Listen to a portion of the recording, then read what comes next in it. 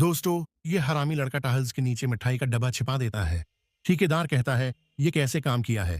Tile तो ऊपर नीचे हैं। ये लड़का कहता है, उस्ताद ठेकेदार ने मिठाई का बोला था, अभी तक आई नहीं। टैलीदार आता है और कहता है, आज काम बंद करो, सुबह करना, क्योंकि उसके नीचे केबल डालनी थी। पहले केबल डालेंगे, इसके बाद काम शुरू होगा। दोस्तों, ये लड़का सफाई कर रहा होता है, देखता है कि एक टाइल ठीक नहीं लगी हुई।